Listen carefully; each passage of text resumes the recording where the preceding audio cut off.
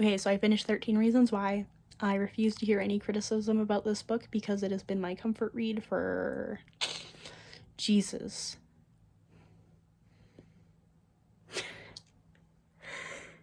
Oh my god, I think I read this book for the first time in grade 8, maybe grade 7. Fuck, I think it was grade 7. Okay, how old am I now? 23? So, from, like, 14 to 23. It's almost 10 years? Oh my god, I feel so old.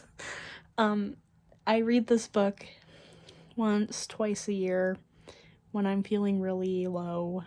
It's a comfort read of mine, so I don't like hearing criticism. And most of the criticism is like, Hannah killed herself because someone said she had a fat ass. When really, someone said she had the best ass in freshman class, and it gave people the idea that that was an open invitation to sexually assault her. So, you know, the criticism isn't always good. You know, it's not accurate. This is definitely a book that I will gatekeep. And that I will not really dive into much more stuff about. But, yeah, I haven't been doing that great. And I'm going to be open about that more on BookTube, I feel. Because maybe someone out there is watching this right now and they need to hear that from someone, and not in a, like, quirky way that I feel like happens a lot. Like, this is just, I'm talking with the energy I have. I spent all my energy earlier on watching Survivor because my least favorite person left, and I was excited about that, so I had to, like, woo about it. So now I don't have much energy. I am going to lay in bed for the rest of the night, listening to music, thinking about this book, as I do quite often. This book is definitely one that has just always stuck with me. It was the first book I ever read that dealt with, like, depression and suicide. And it felt like a dirty thing. Like, it felt like I shouldn't have been reading it because, like, oh, I shouldn't know about this. And I was in, like, what, grade 7? Did I say that in this clip? I recorded one clip, and I got too ranty, so I am recording another one. I think so. So, like, 10 years ago, you know? But hopefully that just goes to show what it was like back even, like, a decade ago with mental health and stuff. Like, it felt weird. It still feels weird. I'm very scared to put this up, this vlog, because I know that there's going to be a lot of shit in here about mental health and how I've been doing, and I just want that to kind of be a comfort for people who may be struggling with this and feel awkward about it like I do. And now I'm doing that rambling again. But, you know, I think after kind of briefly mentioning it in my last video, my last wrap-up, I should say, in case I post more videos this month, I think it is important to bring up. But yeah, this, like, it just felt weird, and I didn't like people knowing that I had read this book, because, like, oh no, now they know that I know about depression and suicide. So I've definitely had a character development, and I'm no longer like that. But I also don't like being perceived, so talking about emotions is hard, which is why talking about this book is hard, which is why I'm just rambling. So I am just gonna say, I finished 13 Reasons Why. Don't criticize it in my comments, please and thank you. Just respect that boundary. And let's see what I read next. Hopefully I annotate it, because I really want to annotate a book. But I didn't want to annotate this one. I actually read it on Libby. I'm just holding the physical copy so you can see it, because last month I don't think I held up a single book. Hello and welcome to The Sounds of a Life. You can hear my water boiling for my tea. So I finished the second book this month. We are not off to a good start because it's not one of my book club books. And it's also, like, the 10th. I was gonna say it's Friday. You don't know what day that is. It's like, I don't know what day it is, number-wise, but it's a Friday. Like, the second Friday of the month, I think. I don't know. And I've only finished 2 books so far. And one was a reread of a comfort book. Sorry. woke up a lot earlier than I thought I would. I have a job interview today. Fingers crossed, it will be my second job, so maybe I will read less. I don't know yet. Those are my little salt and pepper shakers. I love them. I finished What Girls Are Made Of. I don't remember the author. It was not an audiobook. An ebook from the library. And I 10% in immediately ordered myself a copy. Because, oh my god, I could feel it in my heart. This book is something different. It's young adult, but it's more like I don't want to say risque young adult, but it's more like there's a lot about sex in it. There's a lot about like women's health care. The character goes to Planned Parenthood for like birth control, I think a pap smear, and an abortion. We all know that these are gonna have spoilers. And it was just very informative because I don't think I actually know anything about those. And I don't think I've really read a book with an abortion from the point of view of someone who's getting the abortion. So that was interesting. I'm gonna take you with me to get the other stuff I need. I don't really know how to explain what feelings this book gave to me. I don't know how to explain. I don't know how to. It was just the moment I picked it up, I knew this book is going to be something different and something good. And oh boy, was I right. I have not read a book like that in so long. That's the type of book I want to write. You know, I can kind of, the vibes of it remind me of this book I'm trying to write right now. Just the vibes, not the plot or anything. Don't worry. But the main character, like, just, it's her going through life as a 16-year-old girl, and it just, I don't know, the way it was written, there was something beautiful about it. There's a lot about, like, saints and how, like, men decided, oh, this woman is sexy, I want to bang her, and then she was all like, no, because I am saving my virginity for Jesus, or she swore her virginity to Jesus. I don't really know what that is. I'm not, I went to Catholic school, but not like that kind of Catholic school where, you know, it really mattered if you believed or not. We didn't really learn about the saints past like grades 5 and 6. I remember doing a project on Saint Clare and then a different saint because my teacher was like, you're not allowed to do Saint Clare again, you did that last year. It's like, oh, okay. Dang, I could have just copied and pasted. You know?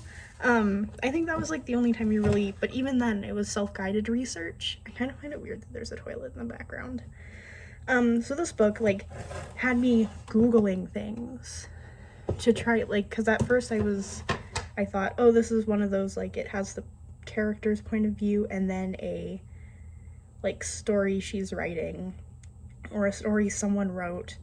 And that is true because she did write the stories that we were reading, but it was also true that they're, like, based off real saints. And that was just a nice, interesting, like, addition to it. Also, some of the stories she wrote were fucked, but, like, in such a fantastic way. Wow. There was one about, like, a chicken. There was a lot about chickens. And just, dude, holy shit, bro. They were so good. Like, I want to reread this book so bad, and I want to just annotate it. Because there are so many, I don't even have thoughts. I just want the words to be highlighted or underlined so people know that's important. I don't relate to a lot of what the main character dealt with, like the abortion, or being 16 and pregnant or whatever, she also works at a high-kill dog shelter, so I also don't relate to that. Because working at a dog shelter would kill me because I'm allergic to dogs. Most dogs. Still, there are some that I don't react to. But, you know, so that's an interesting thing too. And there was this part about how her and her mom had gone to Italy for a summer, or I think it was a summer. I should let you know, I read this book in 3 hours.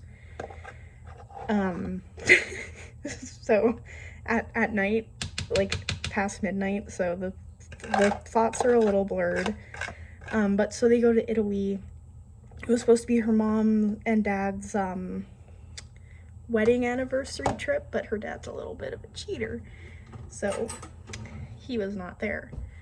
And like her mom has studied like the saints, and she has all these facts to tell her daughter, and it's just so beautiful and fucked. And it's just, I don't know, this book, there's something about it. Watch me like never read it again. No, I'm definitely gonna read it. I already like told my friend, like I got a friend to buy a copy already. It was just so good. And somebody is gonna come in. There's my dad. What books are you reading right now? Oh. What's your favorite read of the year so far? What? What's the favorite book you've read this year? I don't know. Oh. I don't know the names of the books I read. Oh. Because I'm filming a book review. If you want. Are you? Yeah. That's why I thought you could tell you about your favorite book. No? Okay.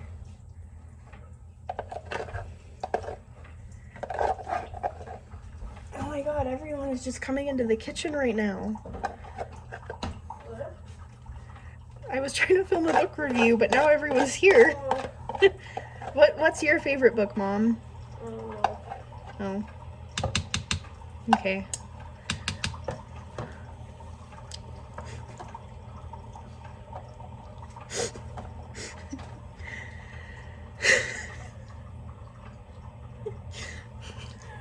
They can't see that from... My dad put some bananas through his glasses. Weird. My family is an interesting one. But yeah, would highly suggest that book. I realized, since a lot of these books I read are on Libby, I can't show them to you. So I'm going to get links down below so you can find them. Because I think everyone should check this book out. Very good. Hi, Jen. Yeah. Hello. I just finished reading The Love Hypothesis. You should all know what that looks like because it's very popular right now. If not, just imagine Adam Driver and the girl who plays Rey in Star Wars. I don't know her name. Sorry, Mom. Imagine them in lab coats. That's basically what it was, because it started out as a fan fiction. Nothing wrong with that, just usually books that start as fan fictions aren't that good. And this one was not. No siree. The TikTok girlies have lied once again. So this book is about Adam. Yes, the author changed his name from Kylo Ren to Adam. And Olive, he's a professor, she's a grad student. They fake date, so Olive's friend will feel less guilty about dating Olive's ex, who Olive doesn't actually give a fuck about. She's like, yeah, you can date him, I really don't care. And her friend is like, but the girl code.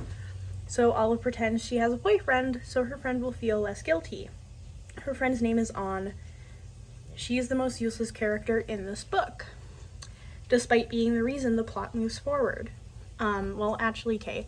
She's like the only reason the romance moves forward too, but did I really care about the romance? No, so. An can be described as the only woman of color in STEM, and that's it. That's her personality. Literally, I don't think there was a single scene where she didn't go, oh my god, my bi-POC woman in STEM club is doing this and that. Oh, let me just slip in that I'm a woman of color in STEM, because that's the only personality trait I have. besides forcing Olive to do things she's uncomfortable with, after voicing to me that she's uncomfortable with them, just to move the romance forward. And it's gonna be cute and quirky, but guess what? It wasn't. It sucked and it was awkward. And I hated her because she would be like, oh, Olive, I put a lot of sunscreen in your hands. Well, maybe you should go rub them in Mr. Adam's bod. Why? Why did we need that? We didn't. And Olive is like, no, I really don't want to. Like, no, thank you. I'm okay. I don't want to do that. I really don't want to. And her friend is like, but he's your boyfriend. And she's not doing this because they're fake dating and she suspects it. She thinks they're a couple. She just doesn't care about what Olive wants. So, like, even after the third act breakup, she's like, my BIPOC women in STEM event.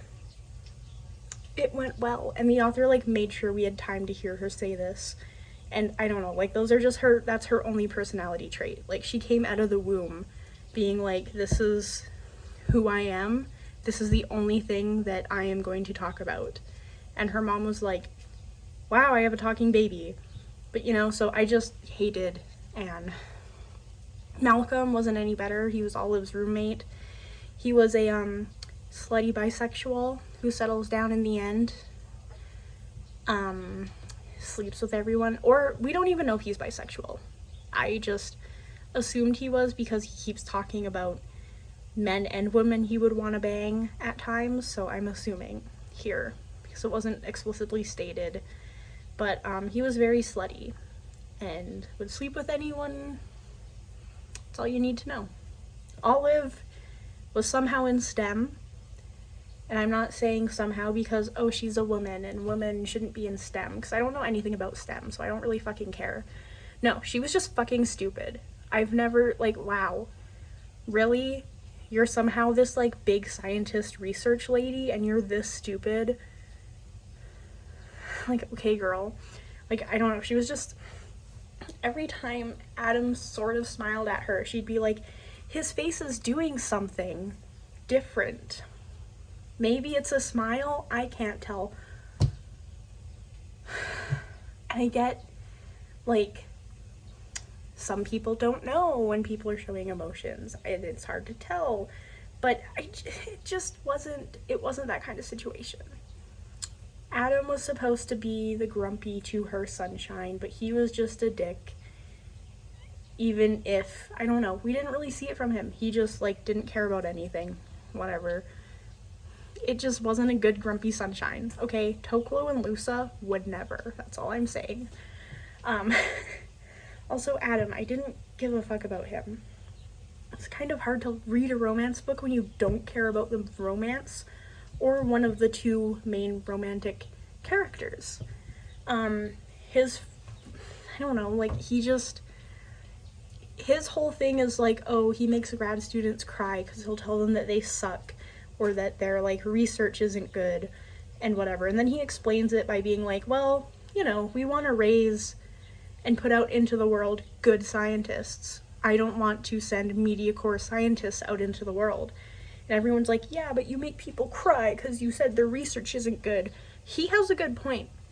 Have you seen the state of the world? You really want to put bad scientists out there with the groups of people that oppose science? You want to put mediocre, terrible scientists who can't take criticism out there? Okay, Stanford. I don't know. It was just not a good book. Also, Olive and Adam joked about sexual assault a lot for a book that tries to deal with sexual assault in STEM against women. The very first scene, she kisses him without, like, real consent, and he jokes, well, he says, like, oh, I'm gonna go report you to the Title IX, I think it was, which I guess is a harassment, like, sexual harassment thing for universities. I don't know. But he's all like, I'm gonna report you, and she's like, no, you can't, that's gonna ruin my life. Like, I'm sorry, I heard you say yes, and he's like, I didn't, and she's like, okay, but I thought I heard you. She's like, if the roles were reversed, this would not be a TikTok girly book, you know. But then later, one of Adam's co-workers actually does threaten to assault her, Olive, if she doesn't, like, I don't remember. I kind of skipped over that part because at that point in the book, I thought, this is stupid. This man is talking like a fucking villain from a cheesy, like, The Righteous Gemstone style TV show. Like, he has a whole villain monologue. It was just, I bet stuff like that happens, but it just didn't fit, you know? And it kind of came out of nowhere. But, like, you know, Anne would make Olive, like, sit in Adam's lap at a conference because there's no other seats. So he would joke, like, oh, I'm gonna add that to the report of how you're sexually harassing me. Oh, you rubbed sunscreen on my body. I'm gonna add that to the report. And then she actually gets, like, assaulted. And then this guy's trying to threaten her into sleeping with him. The vibes weren't there. The connection, it was like, oh, we missed that those are... Stop. It wasn't a comedy. The rom-com was missing the com. It was also kind of missing the rom. I don't know, didn't like it. 1 star.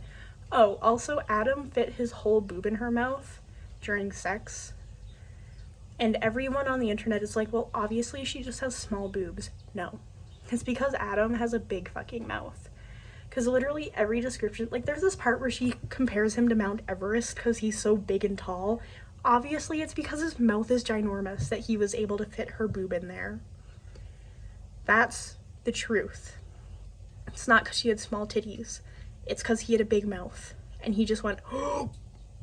Okay? Also, hi, Grandma. While he's going down on her, he just...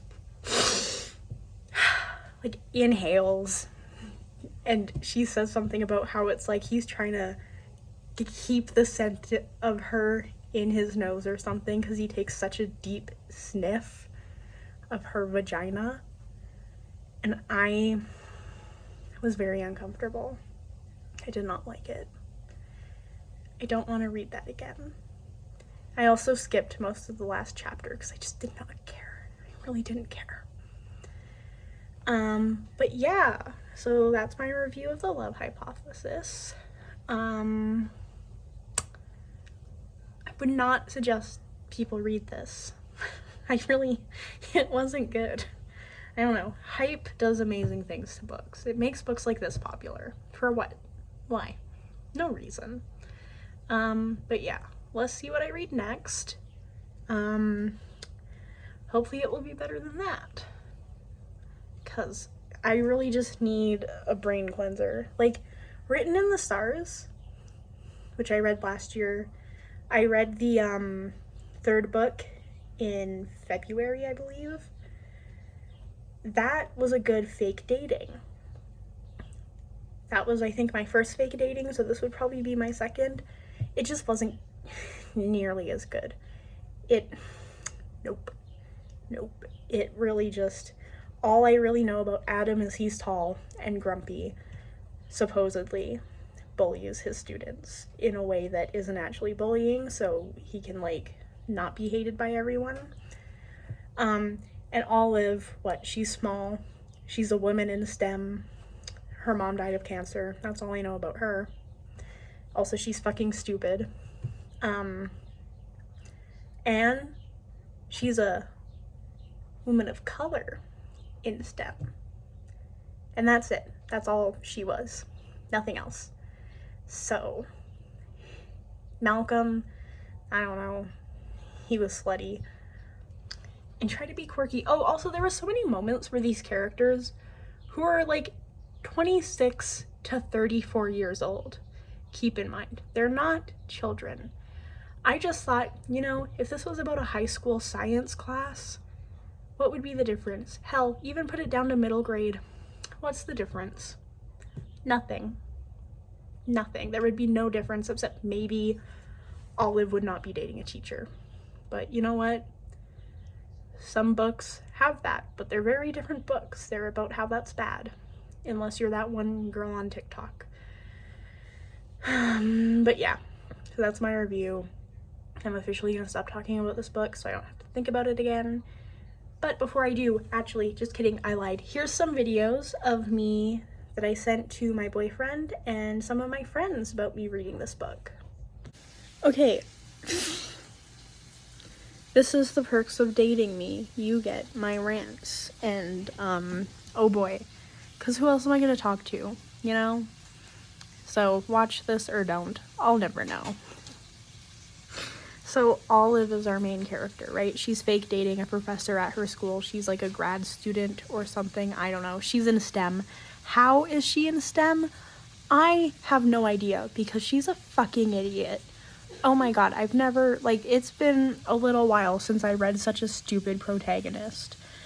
So she's fake dating this guy, right? Because she wants to date him, like, fake date him, so her friend thinks it's okay to date Olive's ex, right? Like, to prove, oh, I'm over him, I have a boyfriend. And then he needs to date her to show the school he works at that he's not going to leave next year, so they'll give him funding. Because he's not leaving, they just don't believe him. And he needs funding to run his experiments or whatever the fuck. I don't know what people in STEM do, okay? So I'm very confused for most of this book already. And the dude, his name is Adam, the professor's friend, was like, oh, he mentioned something about this girl that Adam's been in love with for years, and we all know it's her. We know it's Olive. Anyone with half of the smallest piece of brain cell would know that it's Olive. But Olive, this woman we're supposed to believe is a STEM major, like running really smart research on cancer, doesn't realize it's her. And she keeps thinking, like, oh, like, he's probably so sad he has to fake date me because he's in love with this other girl. Why are you so stupid? Why is she so stupid? We're supposed to like her. I just want to hit her over the head because maybe that will get her brain working, you know? Like, context clues. Woman, if you can, like, context clues, come on. He smiles at you. He doesn't smile at anyone else or whatever. I don't even know. He buys you Starbucks. That shit's expensive. It's so stupid. I just needed a rant, so thanks for listening. Diversity win. The most annoying person in this book is demisexual. And she describes it by going, I don't know what's wrong with me, but I'm not like normal people who can just have sex. Olive, shut up. A man just put your whole boob in his mouth. I don't need one of your rambles right now. Okay, now I'm gonna stop talking about this book. I just really wanted to include those. I know it's things I already said, but those were how I process them in the moment. So, yeah. Okay, see you for my next book. Okay, so this isn't gonna be as long, but I finished Keeper of the Lost Cities. My cousin really likes that series, so I was curious, and now I really like the books. I've only read one, but I'm assuming I'm gonna like the others. This book's about a girl named Sophie who finds out she's an elf and has the power of telepathy. She's a telepath. I'm very tired. I liked this book. It was definitely hard to not break the spine. But, you know, we succeeded in not breaking the book. I hope that Sophie and Keith become a couple in a future book. Because he, like, calls her by her last name instead of her full name. And I'm like, that's cute. It's cute. It is literally April 23rd, and I have not finished my March book club book or started my one for April. Just thought I'd throw that out there. Anyways, yeah, I would suggest this book for people looking for a very long middle grade fantasy series, because I think there's going to be 10 books in total, and they just keep getting fatter. So, yeah. Again, I don't have much to say. I'm too tired. So, good night. Hello, so I finished Nick and Charlie, a companion novel to Alice Oseman's first book, Solitaire. It's about Nick and Charlie from the Heartstoppers series by Alice Oseman. But this is before Heartstoppers, I think. Or something, 'cause the characterization of these two is different. It kind of follows how Alice wrote them in Solitaire, as opposed to how they wrote them in Heartstoppers. Sorry, I have no brain power today. Do I ever have brain power? Probably not, but definitely not today. It's just... Anyways, I just didn't care about this book. I love Alice Oseman's work. She's one of my favorite authors. Literally did not care about this book. It hurts to say, but I gave it 2 stars on Goodreads and Storygraph. I don't know if it should have been that high, but 1 star felt mean. It was okay. It was just a will they, won't they breakup story where it was like, oh, Nick's going to college. Charlie is scared that they're gonna break up. And then 2 of their friends who are in love and have been for the same amount of time as they do break up before, like, one of them goes to uni or college, whatever the fuck it's called in the UK. I don't understand their school system. So then they get into a fight and break up. And then the friends get back together, and then they're like, oh, maybe we should get back together. And it just felt like it should have been 5 pages and not, I don't know how many it was. It was like 200 on my phone, like on Libby. It should not have been that long. So, yeah, that's all I really gotta say about that. Hello, welcome to May. It's May 1st, so I'm filming my April wrap-up. What did I not finish? March's book club book. I am still in chapter 1.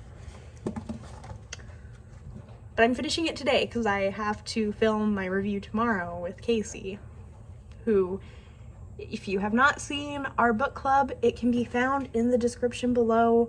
It's very fun. We just have been busy and I keep reading other books.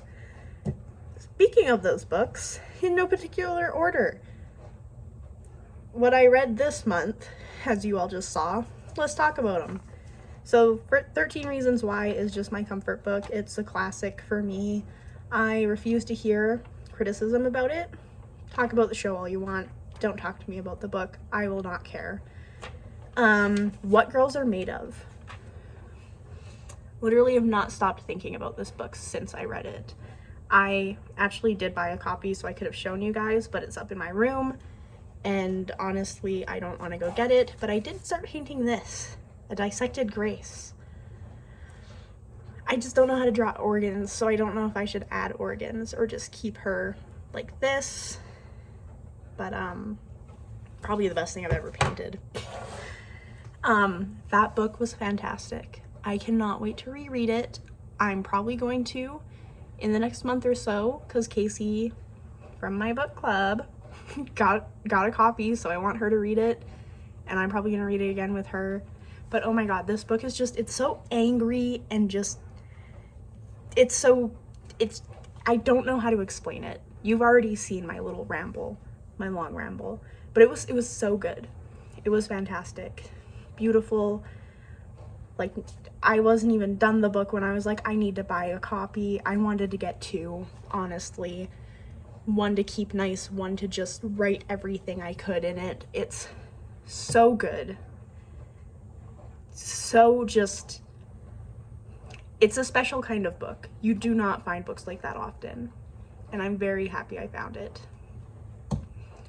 The Love Hypothesis fucking sucked. That's all I can. It was just not good. Okay, I expected so much more. Everyone always talked about, like, oh my god, the table. What table? I'm confused.